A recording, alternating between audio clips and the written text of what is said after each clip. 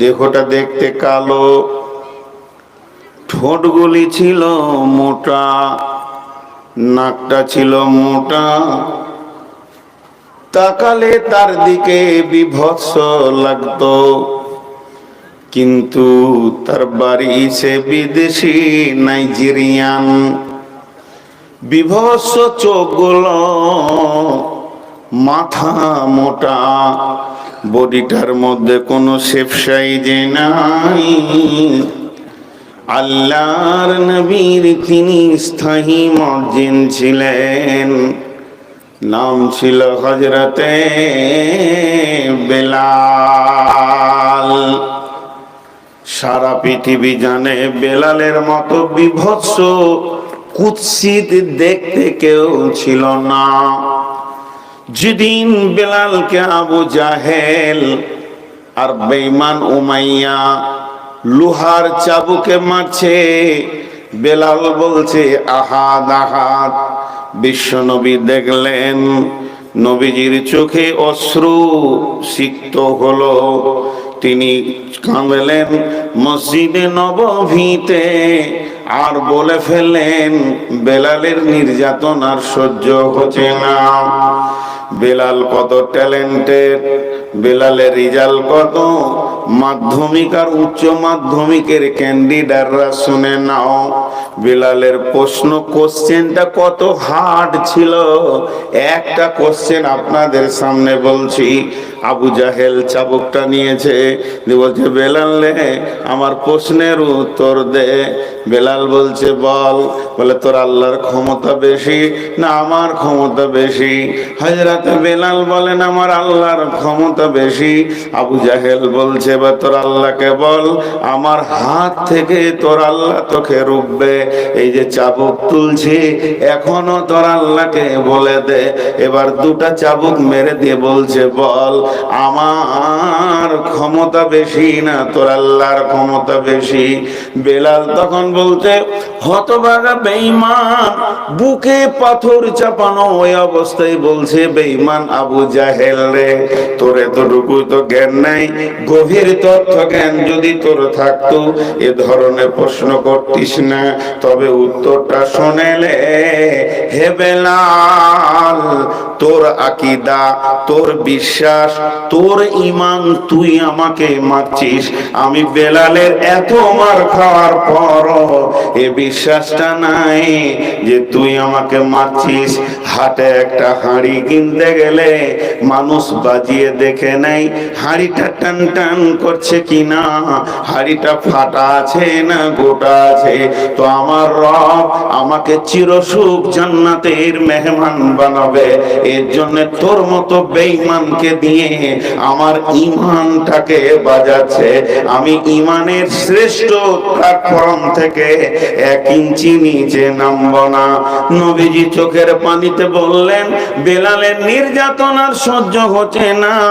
এমন সময় আবু বকর দাঁড়িয়ে বললেন ইয়া রাসূলুল্লাহ, আপনি বলেন আমি বেলালকে এক্ষুনি নিয়ে আসছি আজাদ করে।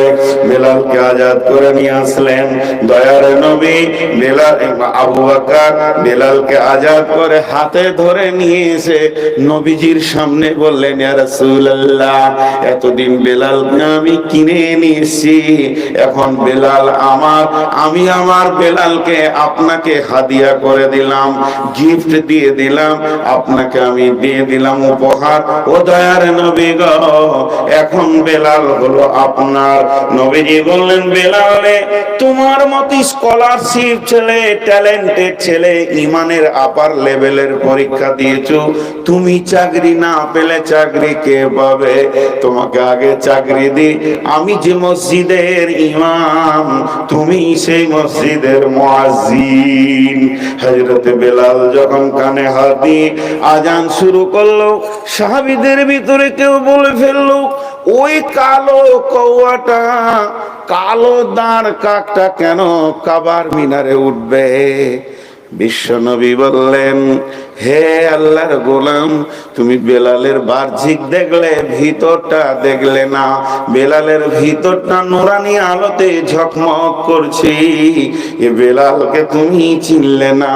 একদিন হযরতে সাদ রাদিয়াল্লাহু তাআলা আনহু বেলালকে ডেকে ফেললেন, এ কালো মেয়ের বেটা।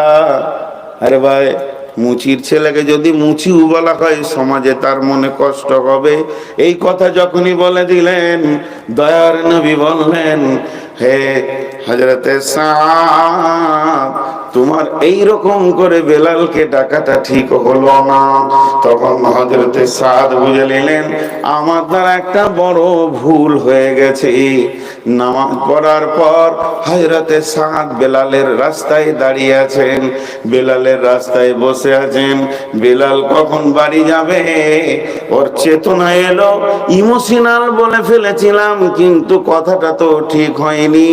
হযরতে সাদ বেলালকে দাঁড় করিয়ে বলছে, ও ভাই বেলাল, আমি শুয়ে যাই আর তুমি তোমার পাটা দিয়ে আমার মুখটাকে লগড়ে দাও। আমি অনেক নোংরা কথা বলে ফেলেছি, এটাই হচ্ছে আমার সাজা। সেই বেলাল বাহ্যিক দেখতে যতই খারাপ হোক না কেন, বেলালের অন্তরটা ছিল একদম নূরানি, নূরের আলো। তাই তো নবীজি বেলালকে বলেছিলেন, বেলাল, তুমি কি জানো কিয়ামতের দিন আল্লাহ তোমার সঙ্গে কি ব্যবহার করবে? হযরতে বেলাল খুশিতে বলেছিলেন, ইয়া রাসূলুল্লাহ, ইয়া হাবিবাল্লাহ, ও দয়ার নবী গো, আমার মতো কালোটাকে কি আল্লাহ ভালোবাসেন? আমি যে দেখতে সুন্দর নই। দয়ার নবী বললেন, বেলাল, জান্নাতে প্রথম যে ব্যক্তিটা পা রাখবে সেটা আমি। আমি জান্নাতকে বরাদ্দ করে আসব। এরপরে আমার কিয়ামতের মাঠে ডিউটি রয়েছে সাফাহাত করা। সাফাহাতের কাজ সেরে যখন ফাইনাল জান্নাতে আমি যাব, আল্লাহ আমাকে উটের উপরে চড়িয়ে জান্নাতে নিয়ে যাবেন।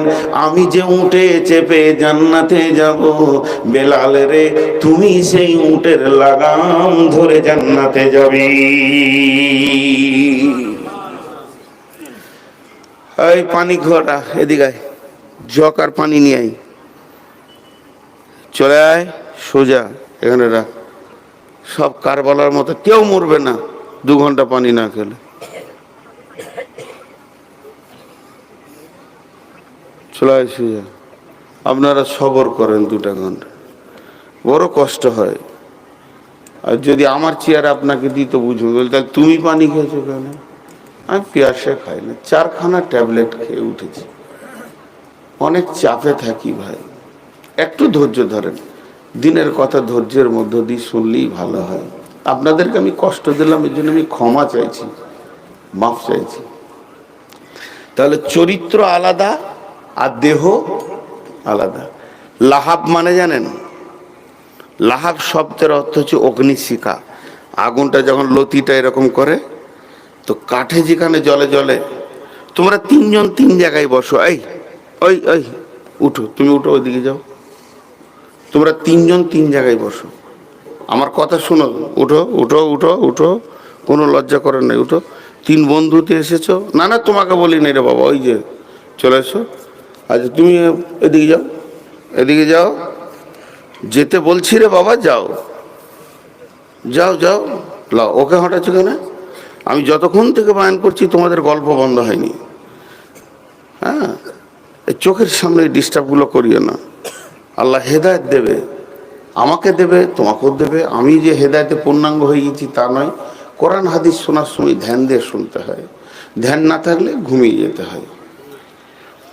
তো লাহাব অগ্নিশিখা, আবু লাহাব অগ্নিশিখার বাপ। দেখতে অতি সুন্দর, চকচক চকচক চকচক করছে দেহ, তাকালেই মানুষ ওর দিকে তাকিয়েই থাকছে। কিন্তু চরিত্রটা ছিল নোংরা, এত নোংরা ছিল শেষ পর্যন্ত ওর কাছে কেউ যায়নি, মরলো গা ঘা হয়ে। তোর লাশটাকে তুলে কেউ কাফন দাফন করবে এরকম লোক পায়নি। এরকম লাঠি করে খুঁচে খুঁচে নিজে গর্তে ভরা হয়েছে। এর নাম লাহাব। তো চরিত্রগুলো সব থেকে দামি জিনিস। চরিত্র থাকে জীবের নিচে। একটা মানুষকে রাগিয়ে দেন, ন্যাংটা হয়ে যাবে, সঙ্গে সঙ্গে ন্যাংটা হয়ে যাবে, অনর্গল খিস্তি করবে, অনর্গল। জি, বড় বড় শিক্ষিত মানুষকে দেখেছি আমি, মূর্খদের কথা বাদ দেন, মাস্টারকেও দেখেছি, আলেমকেও দেখেছি, হাফেজকেও দেখেছি, তাদের খিস্তিতে ইনশাল্লাহ একটুকু আটকাইছে না, এমন চালিয়ে যাচ্ছে। তো চরিত্র ন্যাংটা হবে। চরিত্র কেমন? চরিত্র কেমন? চরিত্র কেমন এর উত্তর হবে টিউবের ভিতরে হাওয়া যেমন। টিউ দেখা যায়, নজেল দেখা যায়, রবার দেখা যায়, কিন্তু হাওয়াটা দেখা যায় না। সম্পূর্ণ হাওয়ার ওপরই ডাম্পারটা যাচ্ছে। টিউবের উপরে লয়, টায়ারের উপরে লয়, টিউ টায়ার হাওয়াকে রেখেছে, দিয়ে ওকে গোলাম বানিয়ে চললো। একটা মানুষের ভিতরে চরিত্র থাকে, কিন্তু ওকে দেখা যাবে না। চোখ, কান, হাত, পা সব দেখা যাবে, চরিত্র দেখার জিনিস নয়। টিউবের ভিতরে হাওয়া যেমন। এখন একটা ছোট্ট প্রশ্ন করব, আপনারা ভুল হলেও উত্তর দিয়ে দিয়েন। টিউবের ভিতরে হাওয়া থাকে না রাখতে হয়? রাখতে হয়। প্রতি মুহূর্তে হাওয়া খালি একটা লিক খুঁজে, একটা লিক যদি পেয়ে যায় বাস শেষ হয়ে গেল, একদম নিচে বসে গেল। ওকে বলে দিল তুই দেখে লিগা, আমি চলে গেলাম। তো মানুষের ভিতরে চরিত্রকে ওইভাবে রাখতে হয়, অনেক কষ্ট হয়। ডান দিক থেকে বাঁ দিক থেকে খালি লিক করার জন্য মানুষ ছটফট করছে, আমাকে রাগাচ্ছে, ডান দিক থেকে বাঁ দিক থেকে, সামনে থেকে পেছনে থেকে, যে কোনো হালে যেন আমি ফায়সা কথা বলে রেগে ন্যাংটা হয়ে যাই। টিউবের ভিতরে হাওয়া যেমন, হাওয়া নিজে থাকে না, জোর করে হাওয়াকে রাখতে হয়। তেমনি হাওয়াকে রাখার জন্য এত ব্যবস্থাপনা, যদি থেকে যাই তাহলে ওই হাওয়াকে দিয়ে অনেক কাজ হবে।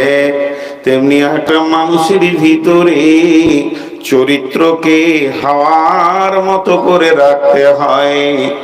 আমার টায়ার বানাতে সময় লাগে, টিউব বানাতে সময় লাগে, আবার হাওয়া ভরে নজেল দিয়ে তাকে রেডি করতে অনেক সময় লাগে, কিন্তু যেতে কোনো সময় লাগে না।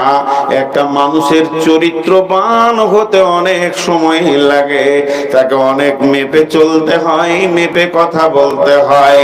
সমাজে নিজেকে সুন্দর মানুষ বানাতে গেলে অনেক অনেক ধৈর্যের বিষয় আছে, কিন্তু 70 বছর ধরে চরিত্র বানানো যায়, চরিত্র যেতে 70 সেকেন্ড লাগে না। আমি নূর মোহাম্মদ আপনাদের কাছে ভালো, আমি নূর মোহাম্মদ আপনাদের কাছে বড় মৌলভী, আমি নূর মোহাম্মদ আপনাদের কাছে মুফাসসির। আল্লাহ আমাকে বাংলাদেশ, ভারত অনেকটা জায়গা দিয়ে দিয়েছে, দাপিয়ে ঘুরছি। আপনারা আমাকে সম্মান দিয়েছেন, সম্মানের বিছানা দিয়েছেন, সম্মানের খাওয়া দিয়েছেন, এই প্রধান বক্তার চেয়ারটা সম্মানের আপনারা আমাকে দিয়েছেন। আমার আল্লাহ আপনাদেরকে দিয়ে আমাকে দিয়েছেন।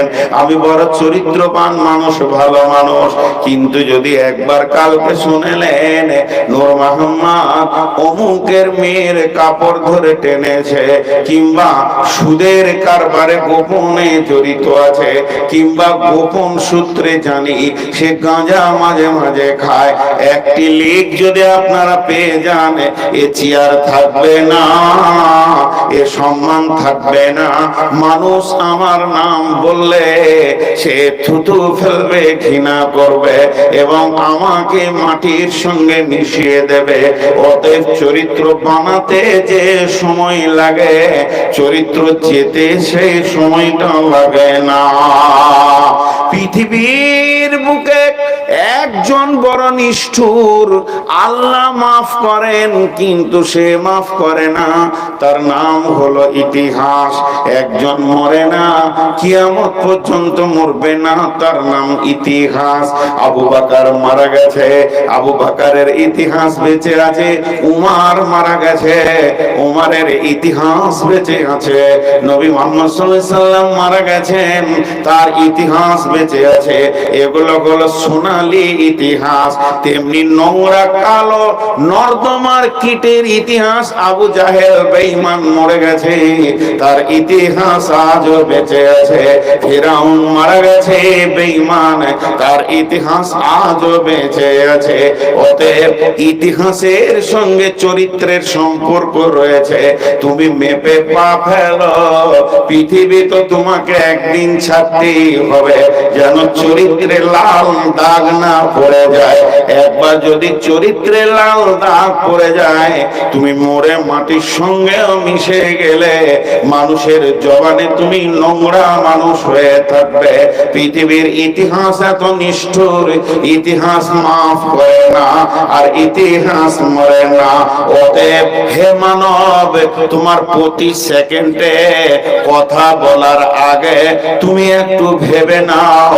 এর জন্য আমার আল্লাহ বলছেন, ওয়াইদা কুলতুম ফাআদিলু, যখন তুমি তোমার জবানকে খুলবে, তোমার আদালতের সঙ্গে সম্পর্ক করো। আদালত দেহের মধ্যে আদালত হলো কে? মাথা, মগজ, আর এর সৈন্য সামন্ত সিআইডি হলো কান, নাক, চোখ, আর সৈন্য হলো দাঁত। এতগুলোর ভিতরে তোমার জবানকে রেখেছি। কথা বলবে তো ইনসাফের সঙ্গে কথা বলবে, আদালত ঠিক রাখবে, নচেত তোমার চরিত্রে নোংরা দাগ পড়ে যাবে। একটিবার যদি নোংরা দাগ পড়ে যায়, সারা পৃথিবীর ডাস্টার নিয়ে সমস্ত বোর্ডকে সাফ করা যাবে, কিন্তু চরিত্রের দাগ সাফ করার আগ পর্যন্ত ডাস্টার পৃথিবীতে ওঠেনি। হে মানব, তুমি অতি সাবধানে হাঁটবি।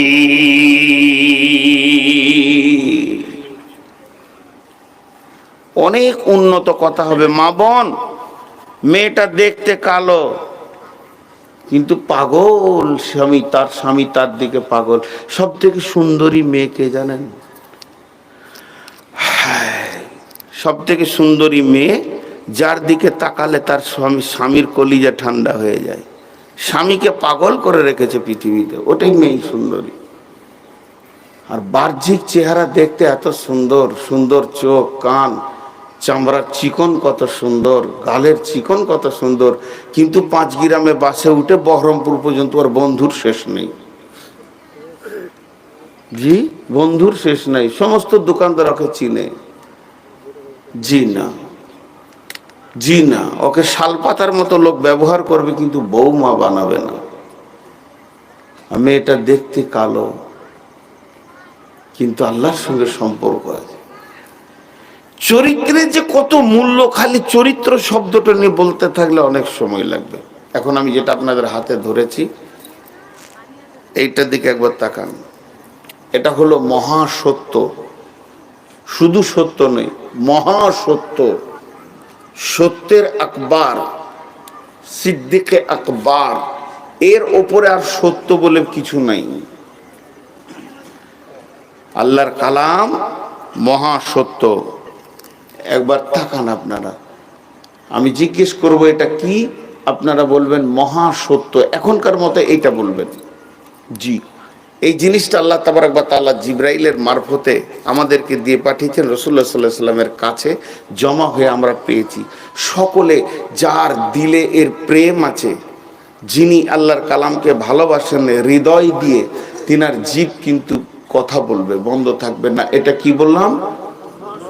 সকলে বলেন, কি বললাম? মহাসত্য।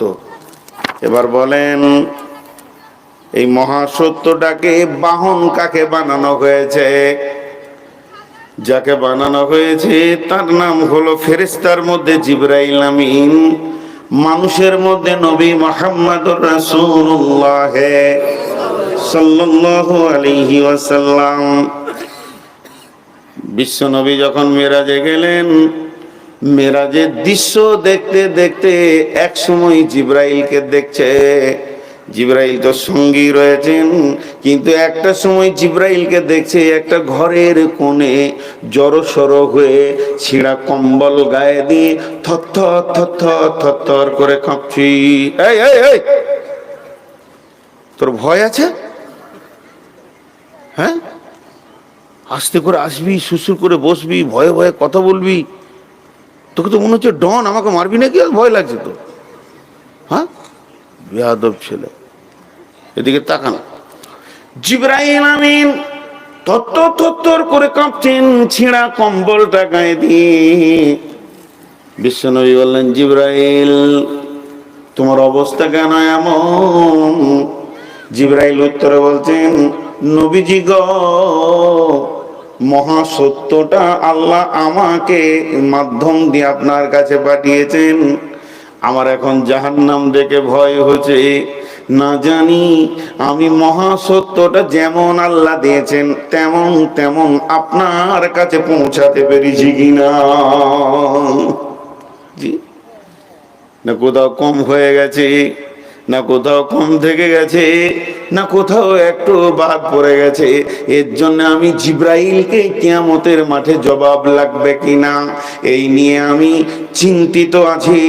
ও দয়ার নবী গো, বিশ্ব নবীকে এই মহান সত্যটা দেওয়া হলো। আল্লাহর নবী হাজ্জাতুল বিদাতে যেদিন পৃথিবী থেকে বিদায় নেবেন তার আগে যে বক্তব্যটা রাখলেন, এইভাবে বললেন, হে লোক সকল, তোমরা একবার সাক্ষী থাকো আমি মহা সত্যটা তোমাদের কাছে পৌঁছাতে পেরেছি কিনা, আমি মহা সত্যটা তোমাদেরকে দিতে পেরেছি কিনা।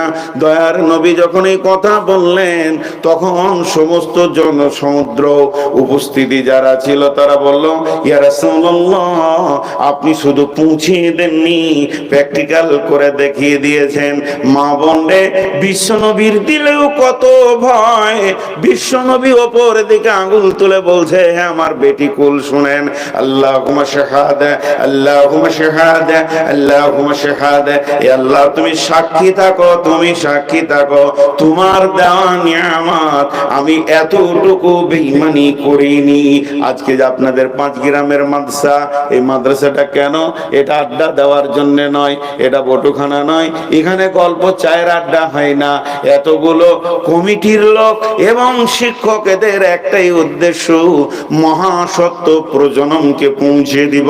এটাই তো এত টাকা, এত খরচা, এত দরাদরি, এত লাফালাফি, এত লোকের দরজায় দরজায় গিয়ে ভিক্ষা, তার একটাই কারণ, মহাসত্যকে প্রজন্মের কাছে পৌঁছাবো। এর জন্য প্রস্তুতি নিয়েছে 5 গ্রামের লোক, এইভাবে নিয়েছে পাথরডাঙ্গা, হাজবিডাঙ্গা, এইভাবে নিয়েছে ভগলদিঘি, লোহাপুর। সারা বিশ্বে আল্লাহর ফুলের বাগান অনেকগুলি তৈরি হয়ে গেছে। অতএব এটাই হলো রসুলের চরিত্র। আল্লাহ তাবারাক ওয়া তাআলা বললেন, ওয়া ইন্নাকা লাআলা খুলুকিন আযীম। আম্মা জান আয়েশাকে প্রশ্ন করা হলো, রে আয়েশা, বিশ্ব নবীর চরিত্র সম্পর্কে তুমি বলো। একটা মানুষের চরিত্র নিখুঁত কে বলতে পারবে? প্রথম নম্বরে বলবে স্ত্রী, তারপরে বলবে বাড়ির কাজের লোক। তো বিশ্ব নবীকে প্রশ্ন করা হলো, সাহাবীরা প্রশ্ন করলেন আল্লাহর নবীর ব্যাপারে কোন চরিত্রের মানুষ? সঙ্গে সঙ্গে আম্মা জান আয়েশা উত্তরে বললেন, তোমাদের কি কোরআন পড়ার আছে? তোমরা কি কোরআন পড়তে পারো? মসজিদে নববীতে যে কোরআনটা দেখছো, এর প্র্যাকটিক্যাল জীবিত হাত পাওয়ালা যদি দেখতে চাও, আমার হাবিব নবী মুহাম্মদুর রাসূলুল্লাহ সাল্লাল্লাহু আলাইহি ওয়াসাল্লামকে দেখে নাও। এটা হলো মহান চরিত্রের মানুষ। আল্লাহ তাবারাক ওয়া তাআলা গোটা কোরআনটা রাসূলের জন্য ওয়াকফ করে দিয়েছেন। তাই আল্লাহ তাবারাক, বিশ্ব নবী বলতেন, ফাইন্নামা ওয়াই বুইস্তু তিম্মুমা লিমাকারিমাল আখলাক। আমাকে পৃথিবীর বুকে পাঠানো হয়েছে মহান চরিত্রের মেসেঞ্জার করে আমি আসিনি, আমার পেছনে কেউ গাইড আছে, আমাকে পাঠানো হয়েছে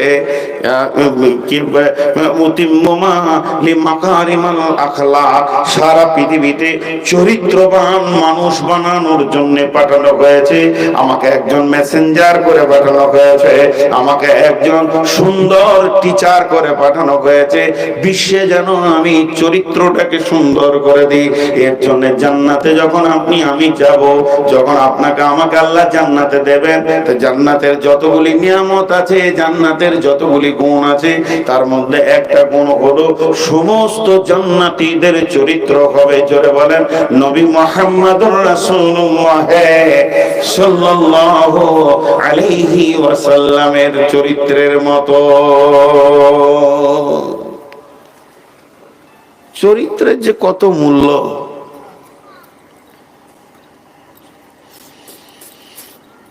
হাজি কটে 12টায় শেষ তো নাকি? হ্যাঁ, আমি কাকে পানি খেতে দিলাম না, আমি নিজে খেয়েছি, রাগ করি না ভাই, আমার জিভ আটকে যাবে না।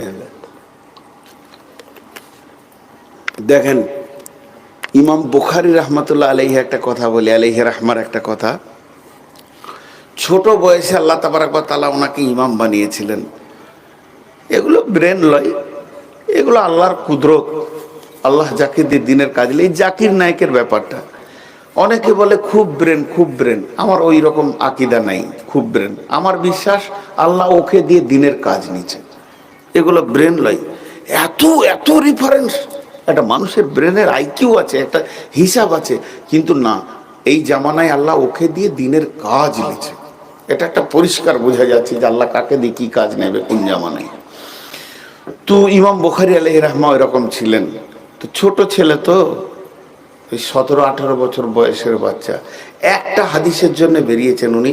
খবর পেয়েছেন ওই ধুলিয়ানে নদী পার হয়ে একজনের কাছে একটা সহি হাদিস আছে, বেরিয়ে পড়লো উনি। তো বেরিয়ে পড়তে নদী পার হবে, তো 10,000 দিরহাম ছিল না, স্বর্ণ মুদ্রা ছিল 10,000, খুব ভালো দামি।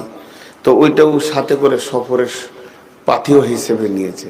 তো নৌকায় যখন উঠছে তখন এক পকেট মার এসে বলছে, ওই ছেলে, ওই কোথায় যাবি? এই হাদিস আনতে, ওখানে রসুলের সহি হাদিস আছে।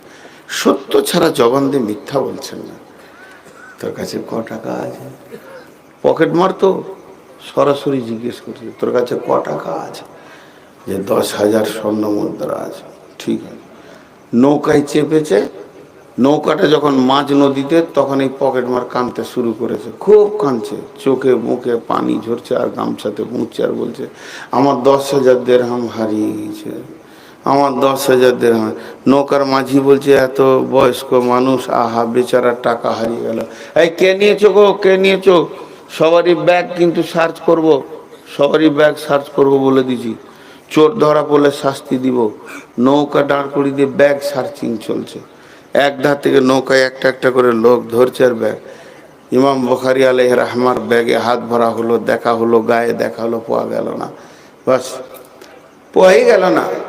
তখন মাঝি বলছে, দেখো বাবা, তোমার অন্য কোনো জায়গায় হারিয়েছে নাকি, এখানে তো পাওয়া গেল না। নদী পার হয়ে গেল, এবার হাঁটছে মাঠে মাঠে। তুই আবার চোরটা গিয়ে বলছে, আরে তোর 10,000 দিরহাম কি হলো? দেখেন, ইমাম বুখারী আলাইহির রাহমা বলছে, তুমি যখন কাঁদছিলে তখন আমি পানিতে ফেলে দিয়েছি। বুঝে তোর জানে লাগলো না? বুঝে টাকাটার থেকে আমার চরিত্রের মূল্য বেশি। ওটা ধরা পড়লে আমাকে চোর সাব্যস্ত করা হতো, আর একবার যদি আমি জীবনে চোর সাব্যস্ত হয়ে যেতাম, আমি রসুলের যে সহি হাদিসটা জমা করছি একজনাও পড়তো না। চোরের বই কে পড়বি? বলবে কি বলবে না? চোর। আল্লাহ তাবারক ওয়া তাআলা বললেন, বিসমিল্লাহির রহমানির রহিম, ওয়াদ-দুহা ওয়াল-লাইলি ইযা সাজা, মা ওয়াদ্দাআকা রাব্বুকা ওয়া মা ক্বালা ওয়ালাল আখিরাতু খায়রুন লাকা মিনাল উলা ওয়ালা সাওফা ইউতিকা রাব্বুকা ফাতারদা। দেখেন আল্লাহ দুটা কসম খেলেন এখানে। এই যে মহা সত্য, এই সত্যটা আল্লাহ যাকে দিয়ে সারা পৃথিবীতে প্রচার করবেন, যে হলো সেলসম্যান, আমার আল্লাহ হলেন ম্যানুফ্যাকচারের মালিক, আর এটাকে বিশ্ব জুড়ে তিনি প্রচার করবেন।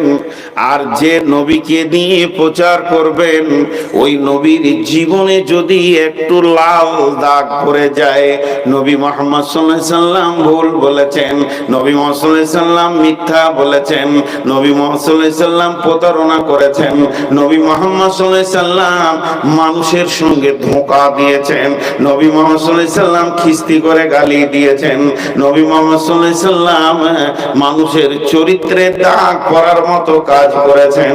একবার যদি একটা লাল কালির দাগ পড়ে যায়, তো আল্লাহর কালাম পাক আর পৃথিবীর কেউ শুনবে না। তো আমার রব এর জন্য বিশ্ব নবীকে একদিনের জন্ম থেকে নিয়ে 40 বছর পর্যন্ত তিলে তিলে তিলে তিলে তার চরিত্রকে বানালেন এবং সুন্দর একটা মডেলের মানুষ বানালেন, যার কোনো ত্রুটি হলো না। এগুলো বড় বড় ত্রুটিতে চরিত্রে দাগ পড়বে হলো না। তিনি নামাজ পড়তে গিয়ে ভুল করেছেন, পেছন থেকে লোকমা পড়েছে, এটা তো চরিত্রের দাগ নয়।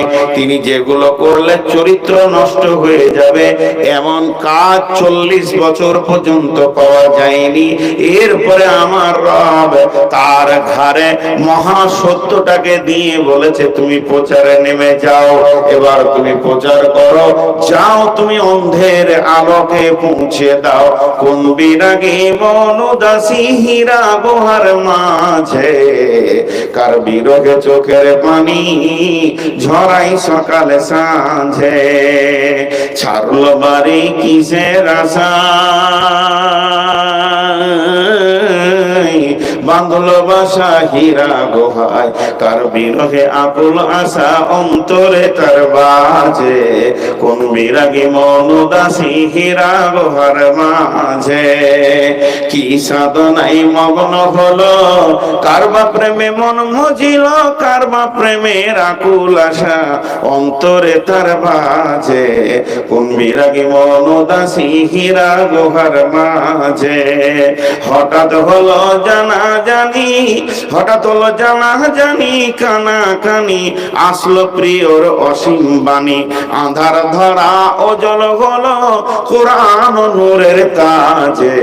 কোন বিরাগী মনোদাসী হীরা গুহার মাঝে, কিসের বোঝা বহন্তরে গড়ল তারে যত্ন করে, প্রভু তারে করলো বরণ সারা জাহান মাঝে। কোন বিরাগী মনোদাসী হীরা গুহার মাঝে। বিশ্ব নবীকে আল্লাহ বানালেন, সুন্দর চরিত্রের বানালেন, মহান চরিত্রের অধিকারী করলেন, তারপরে মহান দায়িত্ব দিলেন।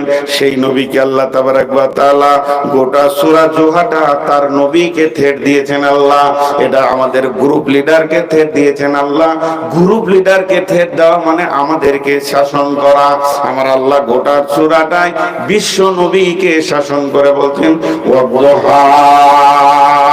ওয়াদুহা বলতে উদীয়মান সূর্য, পূর্ব দিকে যখন সূর্যটা ধীরে ধীরে ধীরে ধীরে উঠে তখন দোহা বলা যাবে না, তখন ফাসাক বলা যাবে, কেবল আলো হতে শুরু করেছে। এরপরে যখন উঠবে প্রখরতা নিয়ে নেবে, তাপ আসতে শুরু করবে, এইটাকে জোহা বলা হয়েছে। যতক্ষণ পর্যন্ত শরীরে সূর্যের তাপ লাগবে না, তাপের এহসাস হবে না, অতক্ষণ পর্যন্ত জোহা বলা যাবে না। আর যখন শরীরে ধীরে হালকা তাপের এহসাস হয়ে যাবে। সূর্যের ওই টাইমটাকে তোহা বলা হবে। আমার রব ওই টাইমের কসম করে বলছেন, হে আমার নবী, আমি উদীয়মান সূর্যের তাপের কসম করে বলছি। এবার উদীয়মান সূর্য বলতে কি বোঝায়? বিশ্ব নবী বলছেন, এর থেকে কি বোঝানো হয়েছে? এর থেকে বোঝানো হয়েছে আপনার কিনা উদীয়মান সূর্যের আলো। এটা কি রে বাপ? তাহলে তো আমার আর বায়নি হবে না, কিছু কালেকশন দিয়ে দেন, ছেড়ে দিই। চারিদিক থেকে খুব ডিস্টার্ব। চলো তুমি বিলি করে নাও, আমি বসি খানি। হয়ে গেল, নামিয়ে দাও। জালসার শেষে সবাই একটা করে চাট নিয়ে যাবেন। মানুষকে যে এইভাবে আটকে রাখা কত কষ্ট, যে চেয়ারে বকে সে বুঝে, আর তার আল্লাহ বুঝে। পানিটাই বন্ধ করলাম তো দেখছে পানি যখন বন্ধ হলো, তাহলে এবার আগুনটা লাগাই। এবার এটা বন্ধ করছি, এরপরে কি আছে বাপ? পাকা কলা নিয়ে একটা করে দে, দেখ হুনু ঝাপা হবে। রাখো, এখানে রাখো।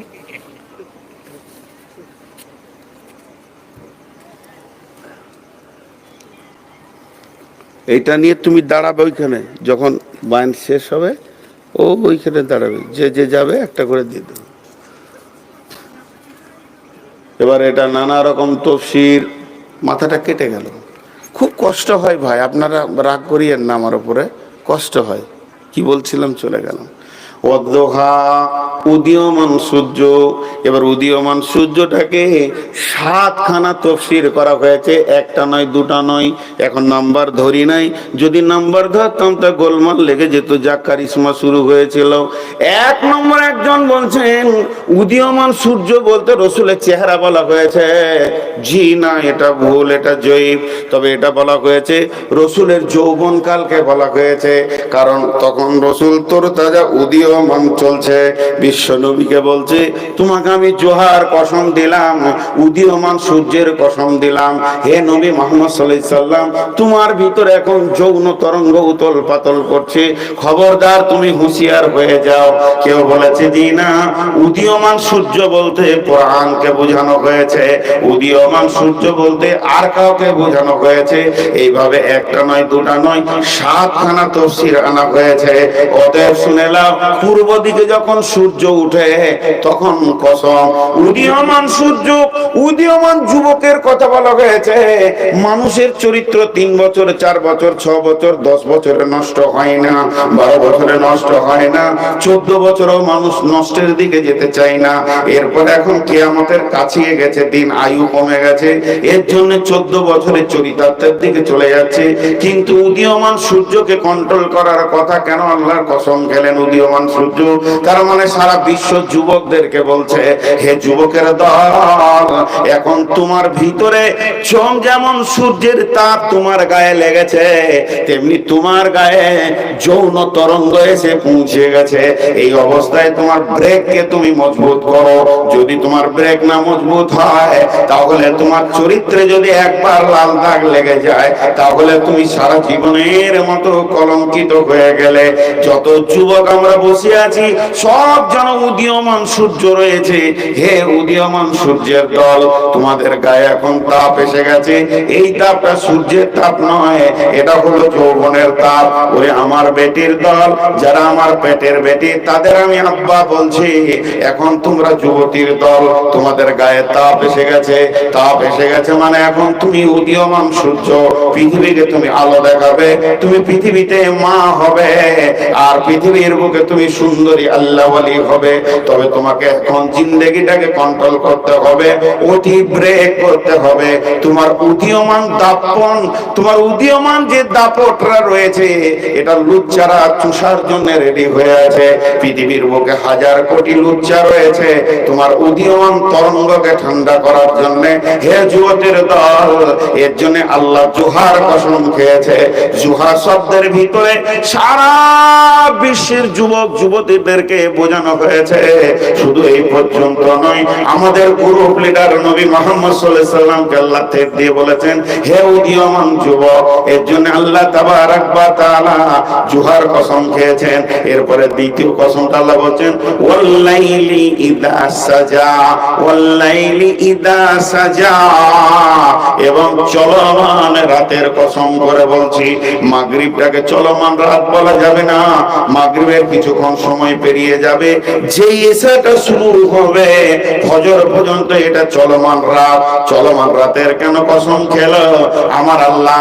এই সময় মানুষের চরিত্র চুরি, ডাকাতি, বেঈমানি, লুচ্চামি আর আপনার কিনা যত রকম আছে নোংরামি চলমান রাতে মানুষ বেশি করে। দেখেন জুয়ার আড্ডা বসে, মেলা বসে, মেয়ে নাচানো থেকে নিয়ে সমস্ত গান বাজনা রাতের গভীরে হয়। এই জন্য অনেক বড় বড় আলেমদের মত হচ্ছে, জালসা দিনে করো রাতে করিও না। রাত হচ্ছে দুষ্টদের জন্য সময়, রাত হচ্ছে বেঈমানদার চরিত্র নোংরাদের সময়, রাত শয়তানের দাপিয়ে বেড়ায়। আর রাত মানে কিছুই দেখা যাবে না, আর দিন মানে হলো প্রকাশ। এর জন্য ইসলামকে দিন বলে ডাকা হয়েছে। দিন